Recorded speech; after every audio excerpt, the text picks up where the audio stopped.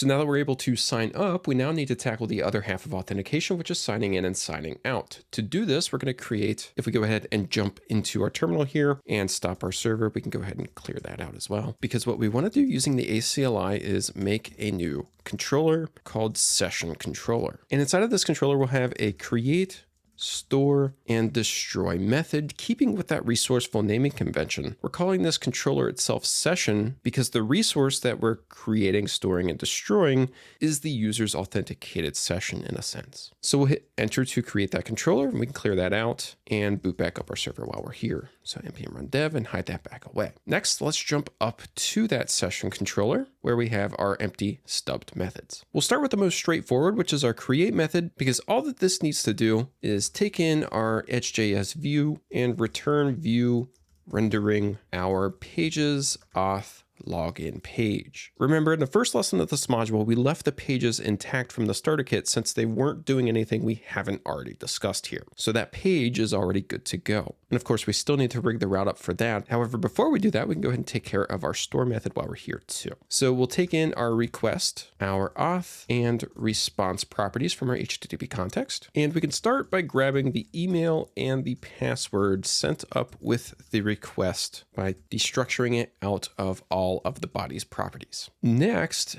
instead of manually looking up the user via the password that's been provided and comparing passwords ourselves for that user, our user model provides an actual VerifyCredentials static method that handles all of that for us. Meaning, all that we need to do is const user equals awaits, and then we'll import our user model from models user, hit tab to auto import that, and we can do verify credentials. And this takes in the UID as the first argument and the password as the second. Out of the box, the UID that this expects is going to be the user's email. So we can pass in the email that we've taken in from our requests body, as well as the password there. Under the hood, this is going to find the user by the email that we've provided here, then uses the hash service to verify that the password that's been provided here matches the stored password for the user that's been found as well. Now, if either the email doesn't match a user in our database or the password is incorrect, this verify credentials method will throw an invalid credentials exception. This is deliberately vague. Rather than telling the user no account with that email exists or that password is wrong, it simply says the credentials itself is invalid. And this is a security best practice. If we were to actually reveal which part of the credentials were wrong, either that email or the password, then we'd be confirming which emails have accounts in our system, which an attacker could then use to narrow their targets. The AdonisJS exception handler then will pick up the invalid credentials exception and for HTML form submissions, redirect the user back to the form with flash messaging, similar to how our validation flow works there. Now, if our call to verify credentials works and it's able to find the user and match that user against the password that's been provided, then we're going to get back the user's model instance, which we can then use to log the user in, similar to how we did within our new account controller after we created the user. So here we created the user and then logged that user in using that user model instance. So that's the exact same thing that we need to do here now that VerifyCredentials has confirmed that the email exists and the password provided matches that email as well. So with the auth module, then we just need to do await auth use, reach through to our web guard for the auth, and then log in the particular user that's been returned. Once we have logged that user in, then we are good to go ahead and return them back to whatever page we see fit here. So we'll just return, redirect to route, and we'll just send them to the home page here. A brief aside as well. So this verify credentials is doing a little bit more than what we've just specified. What we've specified is important to the ultimate flow, but it's also taking care of things like timing attacks for us as well. So it's making sure that if the email or password here that's been provided is incorrect, it's going to take relatively the same amount of time as if it were correct to make sure that the user providing those details isn't able to discern just based off of timing there whether or not an email or password matched our system. Okay, lastly, let's go ahead and fill out our destroy method while we're here. So this is going to be in charge of logging the user out. So we have the one that renders the login page, handles the login form, and then destroy will destroy the session by logging the user out. So here we need our auth and response properties of the HTTP context. And similar to logging in, there's going to be a method off of auth for the web guard to log the user out. So we'll await auth use web and call the logout method. That's all that we need to do there. That will destroy the authenticated session for the logged in user, essentially logging them out. Once that's done, we can go ahead and return response and redirect the user wherever we see fit again.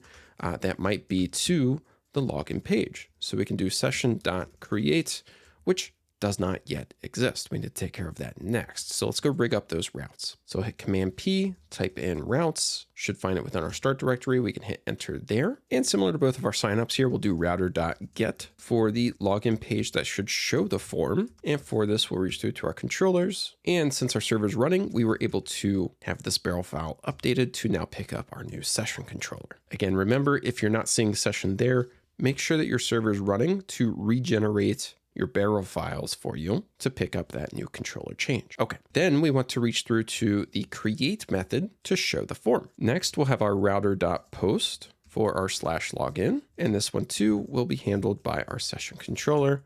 However, this one will use the store method. Finally, we'll have a router.post for our /logout that will use our session controller as well. And this one will use the destroy method. Now, if you'll recall back to several lessons ago, we discussed middleware, and authentication comes with its own middleware. So if we go into the start kernel.ts file, underneath the named middleware section, which should be the section at the bottom of this file, we have both a guest and auth named middleware provided by the starter kit that's looking within our app middleware directory for the auth middleware and the guest middleware. If we quickly jump up to there and start by taking a look at our auth middleware, what this is doing is it's calling CTX auth authenticate using. To the options of this middleware, we can provide in the guards that we want to accept. Again, in this project, we only have web, and when that's omitted, it will just search all of the guards. Then it takes in a login route for which the user should be redirected to. What this authenticate using is going to try to do is search through the guards that are defined for any authenticated user. If an authenticated user is found, it will let the user through. If an authenticated user is not found, then it's going to redirect the user to our login route that's been provided, which in this case is defined inside of this class as /login.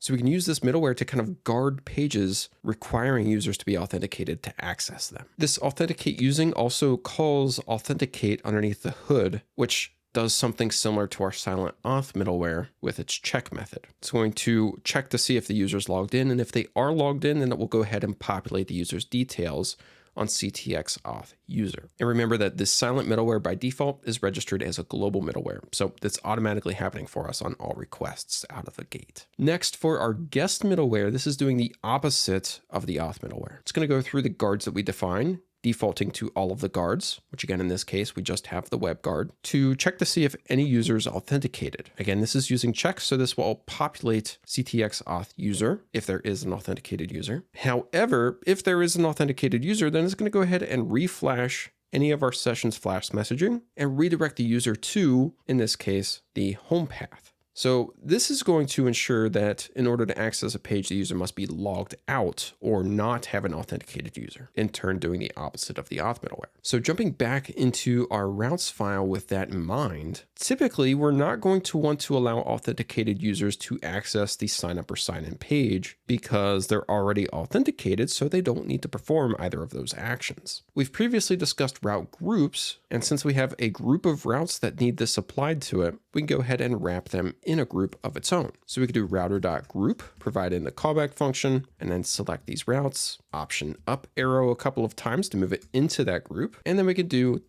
.use, reach through to our middleware, and protect this with the guest middleware, requiring a user to not be authenticated in order for them to access these pages. Give it a save there to fix the formatting. In order for a user to log out then, we need them to be authenticated, otherwise there's no point in trying to log out because there's nothing to do there. So we can either apply that to the individual route here, just like so, and we'll keep to how the starter kit had it, we can put this in a route group of its own as well. So we'll just do a callback function there. Again, option up arrow a couple of times to move it into that group, and then we'll apply the middleware to the group as a whole, saving it there to fix the formatting. And again, while we're here, I do also just want to note, logout here is a post so that it's protected by our CSRF protection and to prevent prefetching pages from accidentally logging user out. Again, prefetching is whenever a page is fetched on the user's behalf before they've actually clicked the link or performed an action. So by having that as a post there, we're protecting against both of those operations. Great. So the last thing that we have to do here, since we've left our pages intact, is to just update the header partial. So we've already added in our avatar as well as the link to sign up. What we now need to do is quickly just add the link to sign in. So this will point to our session create page with the text login. And we need to submit our post request via a form in order to allow a logged in user to log out. So we can use our form, which again is going to add in that CSRF field for us automatically, pointing to our session destroy route, setting the method to post. Then we'll want to end that form, and inside of it, we'll put in a self-closing button component with the text log out. And with that now, our authentication should be fully wired up. So we have our little avatar with TU for our test user abbreviation. We have our logout button, which if I click, is going to log us out and redirect us back to the login page. If we then go ahead and try to log back in with our test user 1 at test.com, and then I put just something there as the password, hit enter, that's going to log us back in, redirecting us to the home page after it's done so. Perfect. So that flow is rigged up and working perfectly fine. Next, we'll require and attach an authenticated user when creating challenges.